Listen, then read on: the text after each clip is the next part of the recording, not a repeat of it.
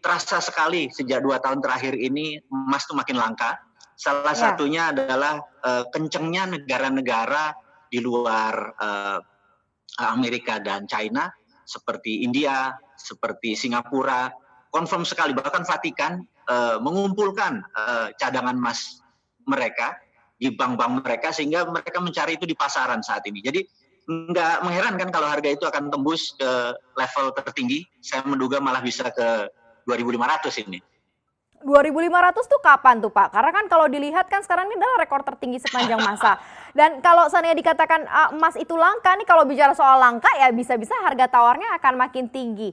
Nah, bagi teman-teman yang memang sudah investasi emas ini, waktunya realisasi saat ini ataukah sebenarnya menunggu aja nanti? Apalagi Pak Mardigu bilang 2.500 loh, berarti potensinya masih cukup besar sekali nih ke sana. Seperti apa Pak Mardigu? Saya melihatnya jauh lebih panjang daripada sekedar jual beli yang turun naiknya harga. Jadi kita pernah menghitung di dunia ekonomi modern saat ini, dolar sejak tahun 1971, tepatnya 15 Agustus 1971, pemerintah Amerika itu melepas jaminan emasnya di dalam dolar memprinting money-nya. Jadi sejak saat itu dolar pergi sendiri. Dan kalau saat ini cetak dolar tadi di-compare dengan emas, maka kita ini kaum ekonom tradisional akan memperkirakan harga emas harusnya malah 20.000, alias 10 kali lipat dari harga sekarang. Jadi kita sangat optimis ke depan ini harga emas masih naik, karena nggak mungkin. Pilihan kedua adalah sebenarnya menurunkan harga dolar. Atau kami menyebutnya kalau dalam currency warfare, ini adalah dolar reset value. Jadi saya termasuk orang yang memprediksi bahwa, nah ini poinnya nih, 2 bulan ke depan ini adalah masa yang genting.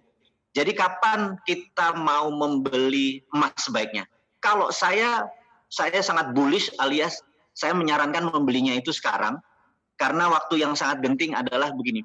November adalah Trump hari H, di mana Trump pada saat itu ada pilpres, election. Dan Trump ini by all means, ini orang buas sekali. Dia ingin 2 kali jadi presiden Amerika. Dan the best solution untuk memenangkan perang adalah dia harus menang perang lawan China. Itu adalah kampanyenya dia. Jadi menurut saya 2 bulan ke depan ini gonjang-ganjing makin panas antara Amerika dengan China ini akan membuat investasi di sektor saham dan kertas itu turun nilainya. Jadi orang lebih baik ngambil fisik, yaitu gold. Jadi bagi saya, ketimbang nanti nunggu September lebih panas, mendingan belinya sekarang. Berarti yang saat ini memang beli emas atau mengkoleksi emas berarti tambah posisi ya, atau alokasiin aset nih untuk emas gitu ya.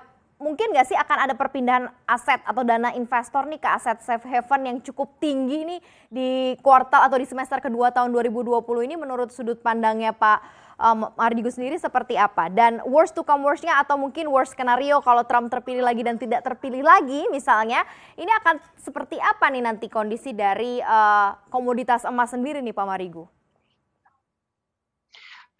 Pertanyaannya menarik sekali. Jadi kalau ditanya kemana ke depan emas ini, bagi kita yang saat ini tahu apa itu perang. Jadi mungkin kita tahu bahwa teman-teman milenial saat ini, generasi milenial yang usianya 40 tahun ke bawah saat ini mungkin 60% populasi di Indonesia, yang namanya wartime itu kurang begitu memahami. Saya cuma mau mereview sebentar wartime, di mana perang yang ada terjadi di dunia adalah Perang Dunia Pertama, Perang Dunia Kedua, kemudian Cold War, Perang Dingin, kemudian Perang Vietnam, kemudian Perang Energi di Timur Tengah yang sampai sekarang masih berlangsung. Itu adalah wartime di wilayah-wilayah tertentu. Tetapi perang antara Amerika sama China, ini perangnya lebih besar daripada perang regional atau perang wilayah.